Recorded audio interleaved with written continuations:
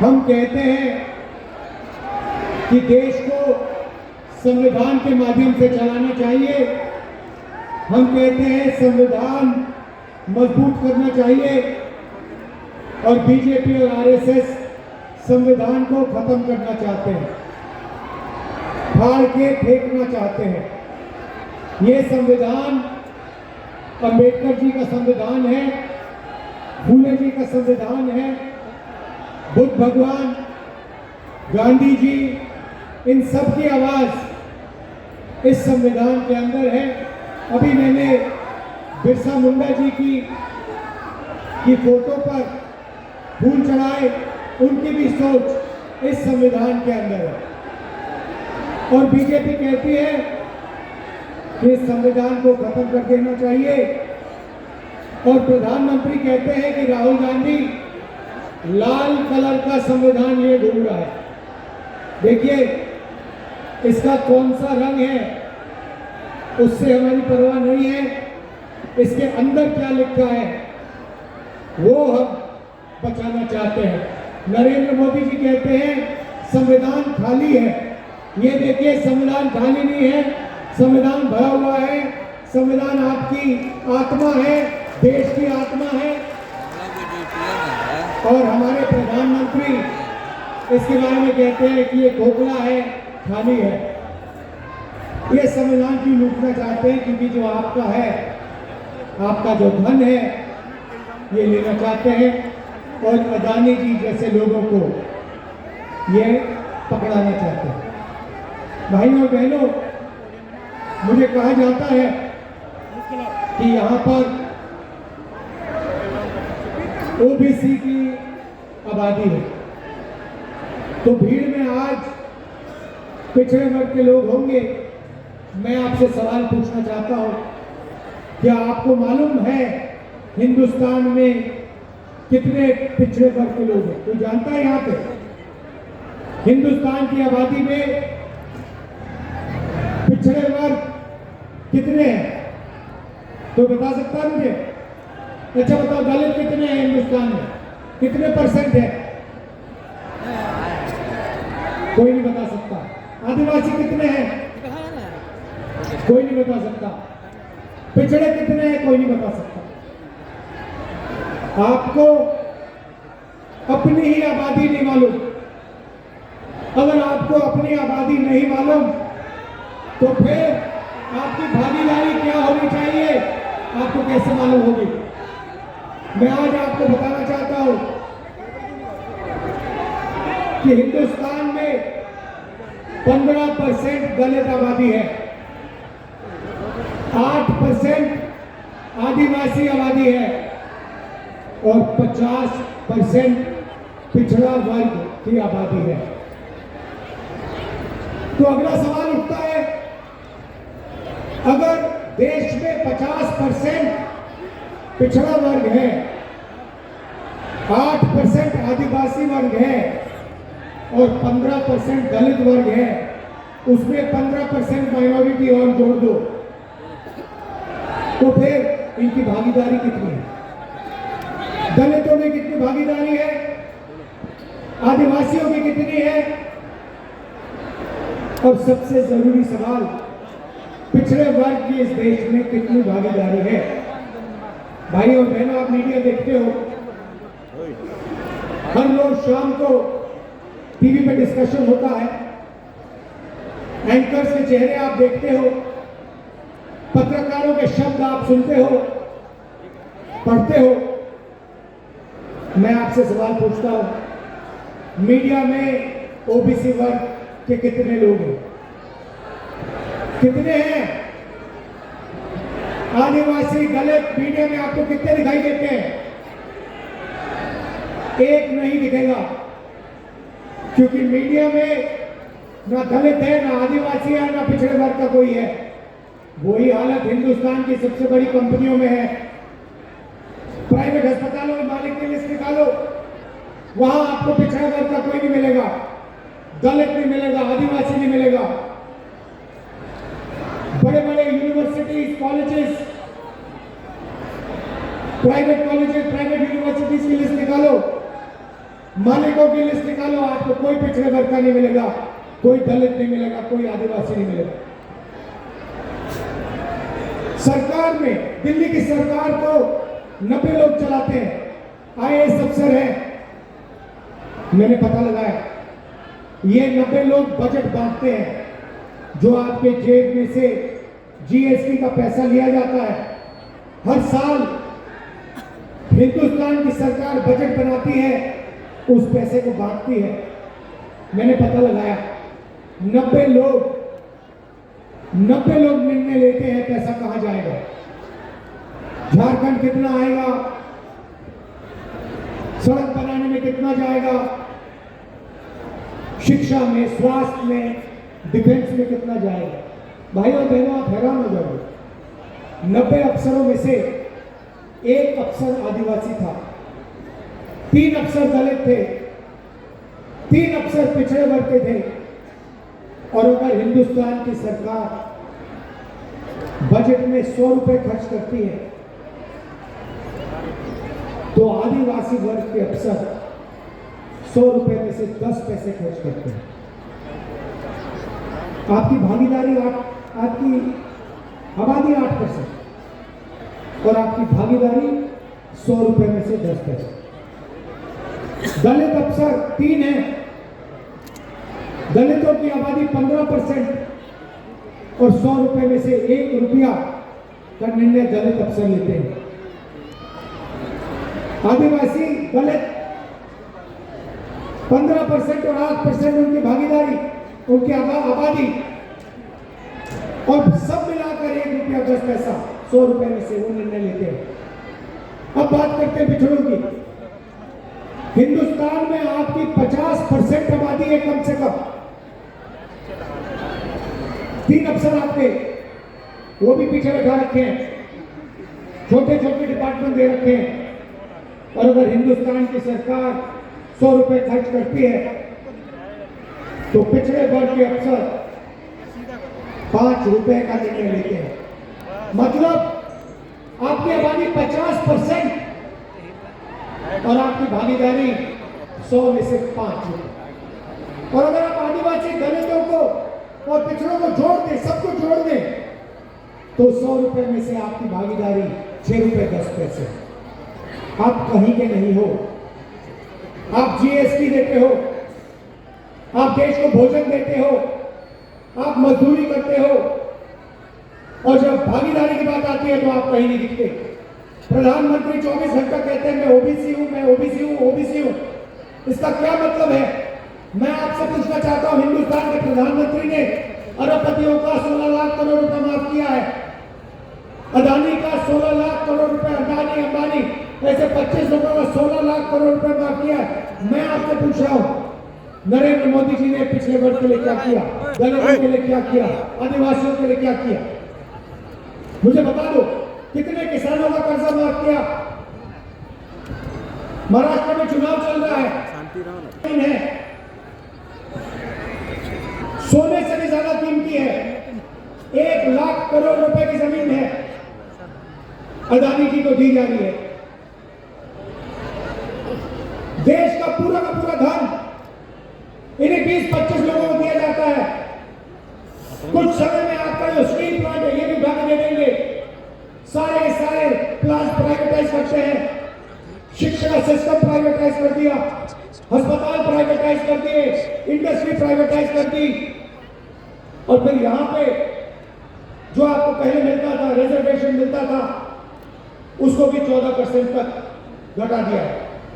27% पिछड़े वर्ग को मिलता था और उनकी सरकार ने 14% कर दिया है। तो कैसे ओबीसी की सरकार है ये अरबपतियों की सरकार है, अदानी की सरकार है, अंबानी जैसे लोगों की सरकार है, और इसका काम आपका धन आपसे छीनने का है।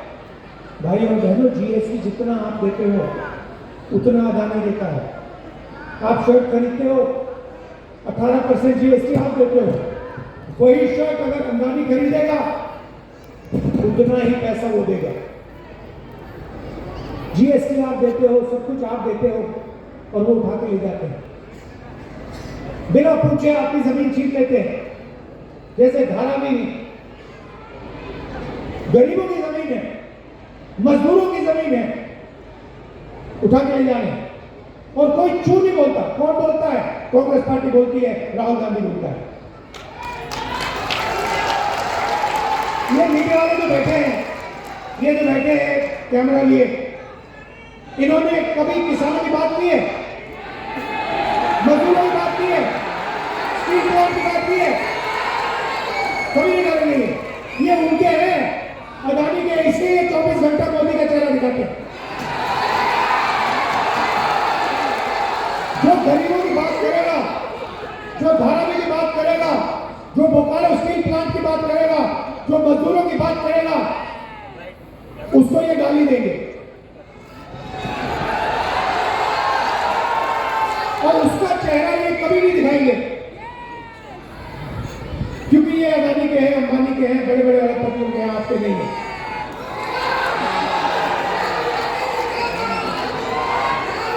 अभी देखिए, अभी मैं आपको दिखाता हूं, बताता हूं, उदाहरण देता हूं। 16 लाख करोड़ रुपए अरबपतियों को नरेंद्र मोदी ने दिया। अब देखना, मैं अब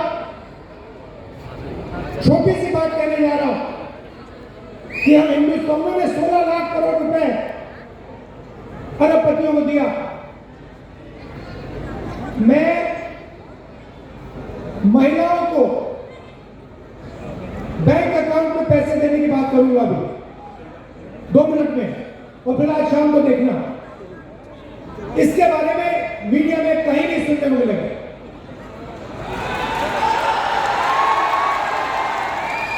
और अगर मिलेगा तो कहेंगे देखो राहुल गांधी गरीबों की आदत बिगाड़ रहा है। वहां जाता पैसा अदानी को जाता है तो आदत नहीं बिगड़ती, मगर किसान के बैंक अकाउंट में जाता है, महिला के बैंक अकाउंट में जाता है, बेरोजगार युवा के बैंक अकाउंट में जाता है तो आदत बिगड़ जाती है। मुझे कोई फर्क नहीं पड़ता, मैं बता रहा हूं। और अभी शुरू किया मैंने काम, अभी छोटा काम किया है। मैं बता रहा हूं, जितना पैसा नरेंद्र मोदी ने अरबपतियों को दिया ना, उतना ही पैसा मैं आपके बैंक अकाउंट में डालने वाला हूं। इस बार दिल्ली की सरकार नहीं आई, दिल्ली की सरकार नहीं आई, नहीं तो पता लग जाता आपको क्या है, कैसे सरकार चलाई जाती है। तो सबसे पहले मैंने आपको पिछड़े वर्ग की बात की, दलितों की बात की, आदिवासियों की बात की।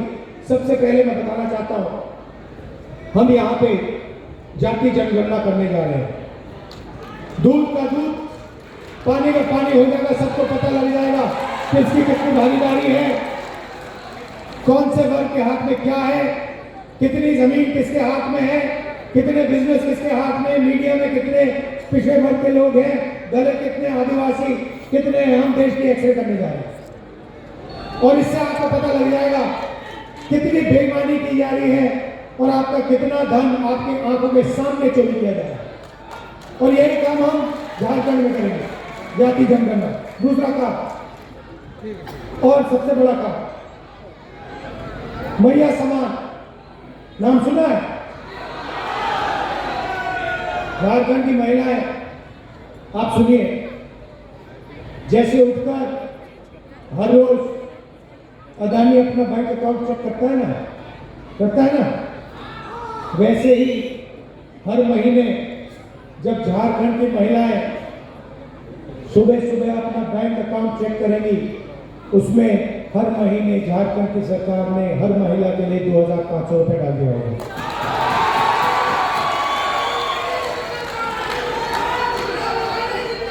किसी भी महीने पहले तारीख, जनवरी, फरवरी, मार्च, अप्रैल, मई, जून, जुलाई, अगस्त, सितंबर, हर महीने 1 तारीख को खटाखट झारखंड की महिलाओं को बैंक अकाउंट के अंदर 2500 रुपए, और फिर आप जाएंगी, पता लगेगा 450 रुपए का सिलेंडर हो गया।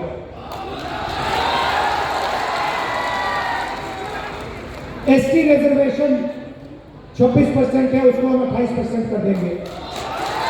एससी रिजर्वेशन 10% है, उसे 12% कर देंगे। और ओबीसी रिजर्वेशन 14% है, उसको हम 27% कर देंगे।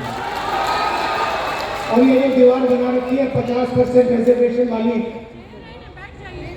लोकसभा में मैंने कह दिया है, इस दीवार को दिल्ली में हम लोकसभा में तोड़ेंगे और झारखंड में भी तोड़ेंगे। 7 किलो राशन हर गरीब व्यक्ति को हर महीने मिलेगा और 15 लाख रुपए तक का आपको स्वास्थ्य बीमा योजना में मिलेगा।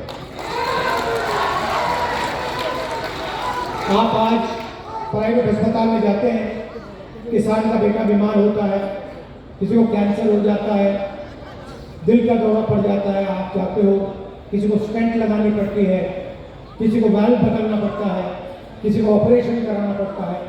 जैसे ही आप जाते हो वहाँ पे मीटर शुरू हो जाता है, अस्पताल में मीटर शुरू हो जाता है, एक्सरे का मीटर होता है, MRI का मीटर होता है, दवाई का मीटर होता है, ऑपरेशन का मीटर होता है। बाहर निकलते हो पता लगता है 5-6 लाख रुपए आपके गायब हो गए, आपके जेब से निकले, प्राइवेट अस्पताल में चले गए। इसीलिए हम योजना ला रहे हैं, आप अस्पताल जाओगे, इलाज कराओगे, ऑपरेशन होगा, MRI, एक्सरे, दवाई जो भी होगा, आप अस्पताल में जाओगे, उनसे पूछोगे भैया बिल कितने का है, जवाब मिलेगा बिल में आपको कोई पैसे नहीं देने, 15 लाख रुपए तक झारखंड की सरकार देगी। भाइयों बहनों, ये आपका पैसा है, ये उनका नहीं है, ये आपका है। ये धन जो है, ये जंगल जो है, ये जमीन जो है, जल जो है, कोयला जो है, ये आपका है। ये इसमें लिखा है, संविधान में लिखा है। इसीलिए ये संविधान को खत्म करना चाहते हैं, इसीलिए ये बिरसा मुंडा जी, अंबेडकर जी का सपना खत्म करना चाहते हैं। क्योंकि संविधान में लिखा है हर व्यक्ति एक जैसा है, हर जात, हर धर्म, हर प्रदेश, हर भाषा की इज्जत होनी चाहिए, इसमें लिखा है। युवाओं को नरेंद्र मोदी ने बेरोजगार बना दिया, नोटबंदी की, GST गलत GST लगा दी, पता लगा हिंदुस्तान में रोजगार पैदा नहीं होता है। अरबपति चाइना का माल उठा के आपको बेचते हैं। हम चाहते हैं मेड इन झारखंड हो, मेड इन बोकारो हो, मेड इन इंडिया हो। युवाओं के लिए हर ब्लॉक में हम डिग्री कॉलेज खोलेंगे और डिस्ट्रिक्ट लेवल पे प्रोफेशनल कॉलेजेस खोले जाएंगे और 500 एकड़ के इंडस्ट्रियल पार्क हर डिस्ट्रिक्ट में रोजगार के लिए हम खोलने जा रहे हैं। हमारा लक्ष्य है, झारखंड सरकार का लक्ष्य है, आपके चीफ मिनिस्टर ने कहा है कि 10 लाख युवाओं को अगले 5 साल में रोजगार देने की कोशिश करें। और अंत में मैं किसानों की बात करना चाहता हूं। धान के लिए आज आपको 2400 रुपए प्रति क्विंटल मिलता है। हमारी सरकार आने के एकदम बाद उसी क्विंटल के लिए आपको 3200 रुपए आपके बैंक अकाउंट में मिलेंगे। 3200 रुपए प्रति क्विंटल। ये मैं आपसे कहना चाहता था, हम किसानों की, मजदूरों की, गरीबों की सरकार चलाना चाहते हैं, छोटे व्यापारियों की, युवाओं की सरकार चलाना चाहते हैं। अरबपतियों की सरकार हम नहीं चलाना चाहते हैं। नरेंद्र मोदी जी अरबपति के हैं। नरेंद्र मोदी संविधान को खत्म करना चाहते हैं और मैं आपको एक से कहता हूं, इस संविधान को हम कभी खत्म नहीं होने देंगे। कोई शक्ति इस किताब को नहीं खत्म कर सकती है। आप सबका दिल से बहुत बहुत धन्यवाद। शाम का समय है, आप दूर दूर से आए, कष्ट भरे आपने मेरी बात सुनने आए, इसके लिए दिल से आपका धन्यवाद करता हूं।